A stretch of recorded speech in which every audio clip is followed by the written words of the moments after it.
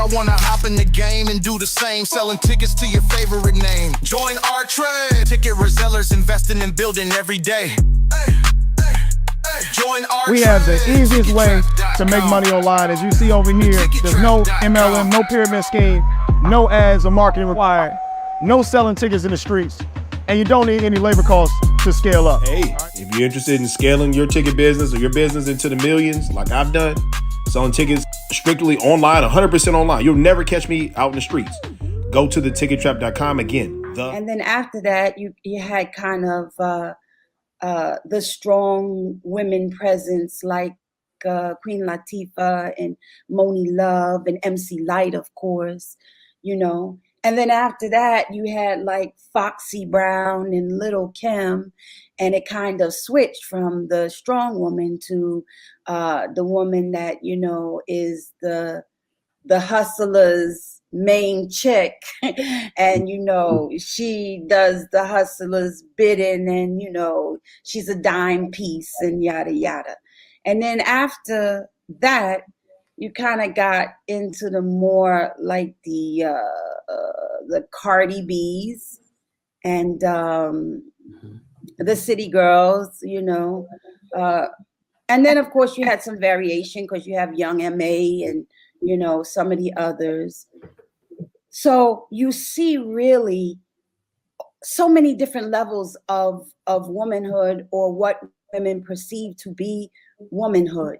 And the main theme is that I think that women want to be able to do whatever they want to do and say whatever they want to say and be whoever they want to be. But the impact has been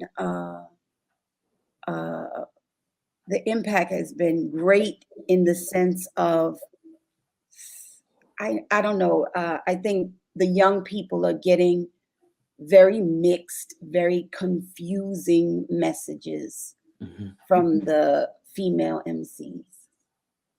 To kind of piggyback off,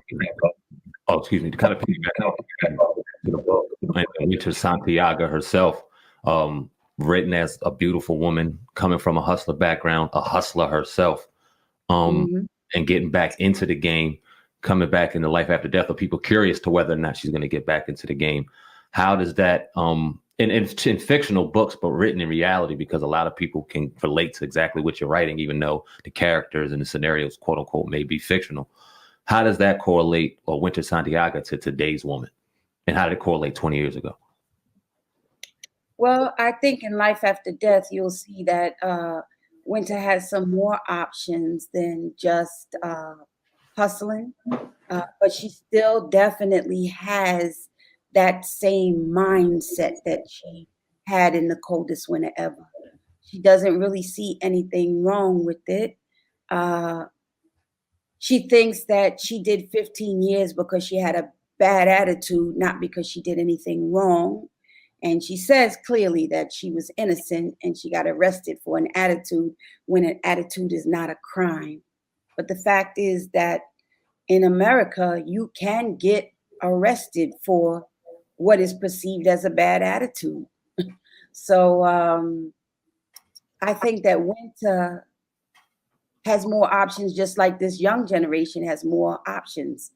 There's reality TV and video games and, you know, all kinds of different economic portals for young people to go through today that they were not able to go through before. So I think that you'll see that in Life After Death. Do you think that that hip hop, you know, we were talking about how, you know, how the woman and the men kind of evolved, but you particularly talking about the woman. Do you think there's any benefit, you know, to our children, our seeds listening to that type of music? Because like you have some people, it's not always like the Thee Stallions and the Cardi. You got other artists, you know, who present a different message. So do you think the negative side of that is at all beneficial? Can we find any benefit in that at all? Should we kind of just turn that whole thing off? Well, you know, I'm not controlling enough to tell people what to turn off or what to turn on.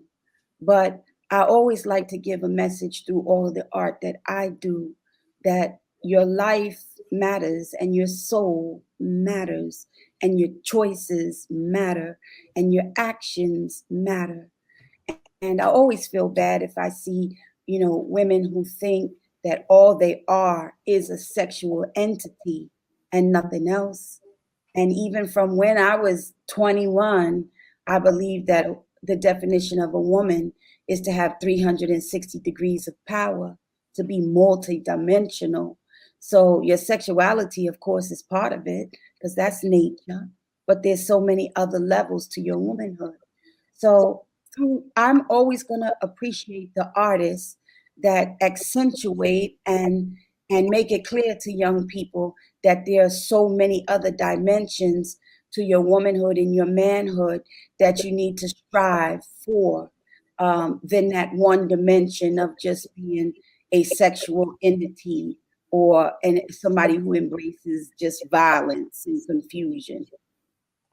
I'm curious to know your insight or your perspective on hip hop in general and male hip hop. You coming from a historical group, a legendary group in Public Enemy, and then to kind of see the evolution of where hip hop went from there to gangster rap to what we have today, to the dance rap to now what we have, but also what seems like a recent rash of violence. I know it's nothing new, but we're able to see it in front of us now with the cell phone. What do you think about hip hop and how it's affecting the Black male? Or what's your perspective on hip hop when coming to the Black male? Are you talking about from the beginning of hip hop, or are you talking about now? Okay, walk us through the time from Public Enemy to now. I'm interested to hear that. Well, I love hip hop. I always loved hip hop because I thought it was a forum, and the only place that you could hear the thoughts, the ideas, and the fantasy of other young Black men and women. I was closest to Public Enemy. At the same time, I appreciated other people's and other groups and other artists' storytelling, even if their storytelling wasn't the same or didn't have a political emphasis or anything like that. So back in the day, I liked Rakim, of course, and Big Daddy Kane, of course, and Dougie Fresh, of course, and all of the MCs. I just loved the storytelling. Slick Rick, the storytelling I thought was phenomenal. And then the flow, just the way you put the words together. And then also MC Light, Latifah. Mm-hmm. So yeah, I liked it all. As it moved on, because time brings change, and it was more like the Foxy Brown, the Little Kims. I appreciated the word, the way they maneuvered the words and delivered the words,